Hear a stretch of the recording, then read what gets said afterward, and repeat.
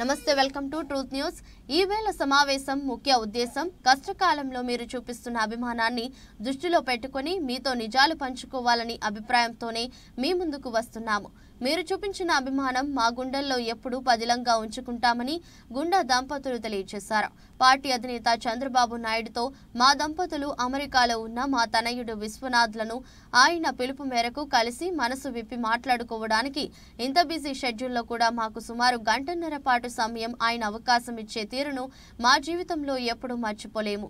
పత్రికలకు రాజ్యాంగం పత్రికా స్వేచ్ఛ ఇచ్చే విషయంలో ప్రజాస్వామ్యవాదిగా ఎవరు తప్పు పట్టారని, అయితే క్లిష్ట సమయాల్లో ప్రొఫెషనల్ ఎథిక్స్ ని పాటిస్తే సమాజానికి మేలు చేసే వాళ్ళం అవుతామని, ఆ విధానంలో మనమంతా కలిసి రావాలని పిలుపునిచ్చారు. ఉన్న సందర్భంలో మీ యొక్క అభిప్రాయాలకి అన్ని విధాలా గౌరవిద్దాం అన్నటువంటి ఆలోచనతోనే ఈవేళ ఈ సమావేశాన్ని ఏర్పాటు చేయడం జరిగిందని చెప్పి నేను ఈ సందర్భంగా చేస్తున్నాను. అధినేత చంద్రబాబు నాయుడు గారు మాకు హైదరాబాద్ రమ్మన్నారు. పార్టీ ఆఫీసులో సమావేశం పెడితే ఎక్కువ మంది ఉంటారు కాబట్టి ఏకాగ్రత లోపిస్తుంది. అటువంటి ఏకాగ్రత లోపించకుండా మనం ఒక ఫ్యామిలీలా మాట్లాడుకుందాం అన్నటువంటి ఉద్దేశంతో ఆయన ఆ నిర్ణయం తీసుకోవడం మాకు ఎంతో ఆనందం అనిపించింది. ఎందుకంటే అక్కడ అమరావతిలో ఈవేళ చాలా బిజీగా ఉంది కార్యక్రమాలు. అటువంటి పరిస్థితుల్లో ఆయన తన గ్రామ గృహానికి పిలుస్తూ ఫ్యామిలీ మెంబర్స్గా మాట్లాడడం, ముఖ్యంగా గంట పైజలుగా టైం ఇచ్చారు. అన్ని విషయాలు కూడా ఆయన కూలంకషంగా మాట్లాడారు. మన మిత్రులు కూడా పెద్దోళ్ళు, వీడి నాయకులు అందరు కలిసి సుమారు ఒక 50 మంది నాతో మీ కుటుంబం వెళ్తుంది, అటువంటి పరిస్థితుల్లో మేము కొద్దిగా సహకారం చేసేవాళ్ళం అవుతాం అన్నటువంటి ఉద్దేశంతో నేను వద్దన్నాను. ఎందుకంటే ఇది కేవలం మా ఫ్యామిలీతో మాట్లాడతారు అన్నటువంటి విషయం చెప్పినప్పటికీ కూడా కాదు, మీ తాలూకా హితులం, మీరు చెప్పినా చెప్పకపోయినా మేము అక్కడికి వస్తాం అని చెప్పి వాళ్ళు స్వయంగా నిర్ణయాన్ని తీసుకొని రావడం జరిగింది. ఆ నిర్ణయం తీసుకొని స్వయంగా వచ్చినటువంటి ప్రతి ఒక్కరికి కూడా నా ధన్యవాదాలు తెలియజేస్తున్నాను. ఎందుకంటే మేము ఎవరికి కూడా రమ్మని చెప్పలేదు, వాళ్ళుగా నిర్ణయం తీసుకున్నారు అని చెప్పి నేను ఈ సందర్భంగా మనం చేస్తున్నాను. అటువంటి సందర్భంలో చంద్రబాబు నాయుడికి అన్ని విషయాలు చెప్పాం కూలంకషంగా. ఆయనకి మాకు సుమారు 45 ఏళ్ళు బంధం ఉంది. ఆ బంధాన్ని దృష్టిలో పెట్టుకొని ఆయన కూడా నేను చెప్పిన ప్రతి విషయాన్ని కూడా గమనంలో తీస్తున్నారు. అందుకు నా తాలూకా సంతోషాన్ని వ్యక్తం చేస్తున్నానని చెప్పి నేను ఈ సందర్భంగా మనం చేస్తున్నాను.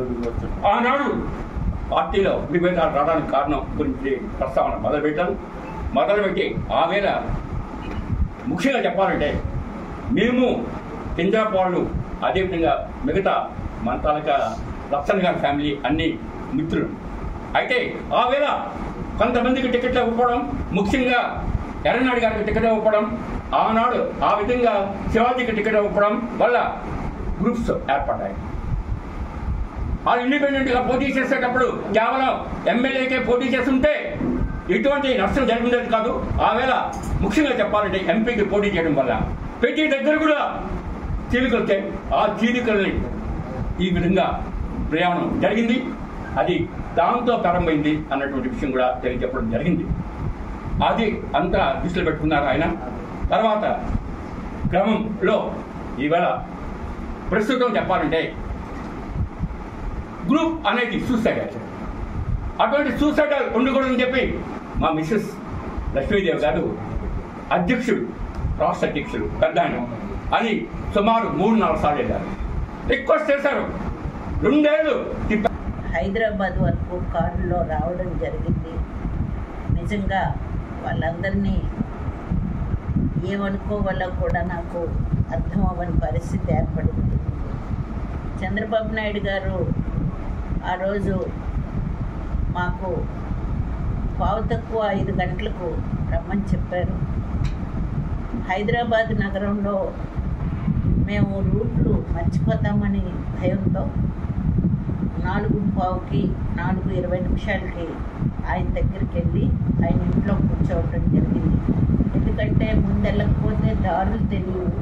ఈ తెలియని దారుల్లో మనం ఎక్కడైనా స్టక్ అయిపోతే ఆయన పిలిచే టైం ఉండమని ముందుగా మేము వెళ్ళడం జరిగింది తప్ప మమ్మల్ని కూర్చోబెట్టి ఏదో ఆయన అవమానించలేదని మాత్రం తెలియజేస్తున్నాను.